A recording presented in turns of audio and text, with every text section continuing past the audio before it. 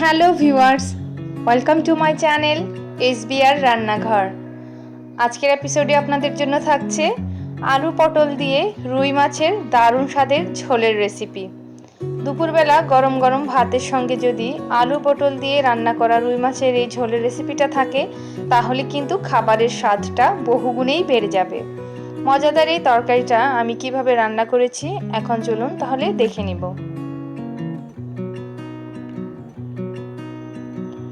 তরকারিটা রান্না করার জন্য আমি মাছটা ভেজে নিয়েছি আগেই, আর এই মাছ ভাজির তেলেই এখন আমি ফোড়নের জন্য দিয়ে দিচ্ছি 2টা শুকনা মরিচ, আরও দিয়ে দিচ্ছি প্রায় আধা চা চামচ পরিমাণ আস্ত জিরা, আর দিয়ে দিচ্ছি তেজপাতা 2টি।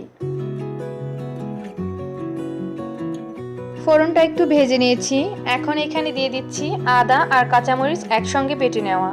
সামান্য একটু আদা আর 2টা কাঁচামরিচ আমি একসঙ্গে বেটে নিয়েছি, আর সেই সঙ্গে দিয়ে দিচ্ছি ভেজে নেওয়া জিরা বাটা। আরও একটু জল দিয়ে দিচ্ছি সামান্য করে, মশলাটাকে কষিয়ে নিব। আর দিয়ে দিলাম পরিমাণ মতো হলুদের গুঁড়া ও স্বাদ মতো মরিচের গুঁড়া।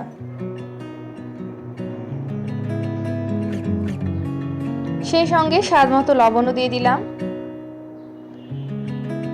এখন সমস্ত মশলাটা খুব ভালো মতন কষিয়ে নিব।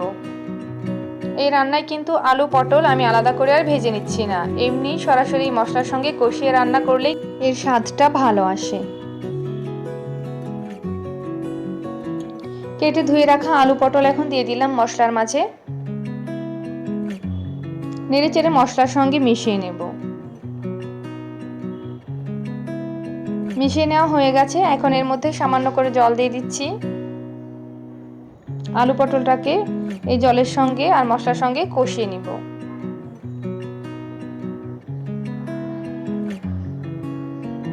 চুলার আঁচটা মিডিয়ামে করে দিয়ে আমি এটাকে ঢাকনা বন্ধ করে দিয়ে 5 থেকে 6 মিনিট কষিয়ে নিব। আর এই যে মাছগুলো আমি আগে থেকে ভেজে রেখেছি,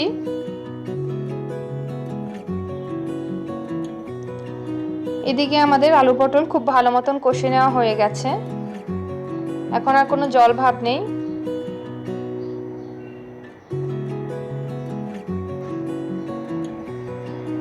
আর আলু পটলও কিন্তু মোটামুটি প্রায় সেদ্ধই হয়ে গেছে।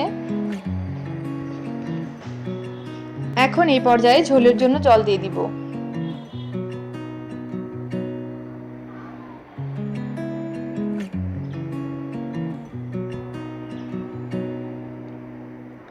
রান্নাটা একটু ঝোলঝোলি হবে, তাই ঝোলের পরিমাণটা একটু বেশি দিলাম আমি।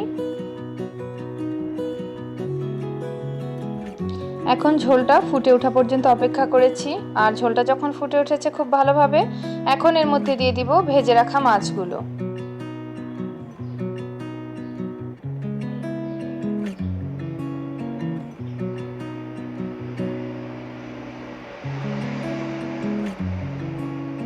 মাছগুলো দিয়ে দিয়ে এখন একটু নেড়েচেড়ে ঝোলের সঙ্গে ডুবিয়ে দিব।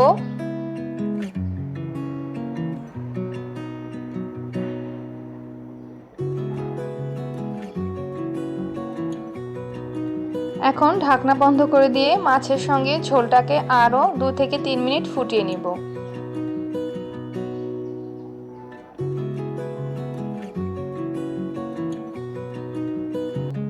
মোটামুটি 3 মিনিট পরে আমি ঢাকনা খুলে নিয়েছি, আর এখন এর মধ্যে দিয়ে দিব গরম মশলা বাটা।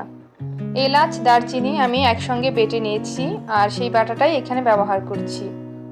রান্নার শেষের দিকেই এই গরম মশলার বাটাটা ব্যবহার করলে গরম মশলার ফ্লেভারটাও ভালো থাকে আর তরকারিটাও টেস্ট হয়। তরকারির সঙ্গে গরম মশলাটা মিশিয়ে নেওয়ার পরে এখন এটাকে ঢাকা চাপা দিয়ে মোটামুটি 2 থেকে 3 মিনিট মতন দমে রাখবো লো আঁচে।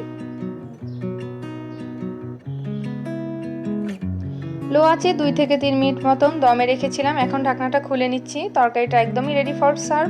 মজাদার তরকারি রেসিপিটি আপনাদের কাছে যদি ভালো লেগে থাকে তাহলে অবশ্যই লাইক, কমেন্ট এবং বেশি বেশি করে শেয়ার করবেন।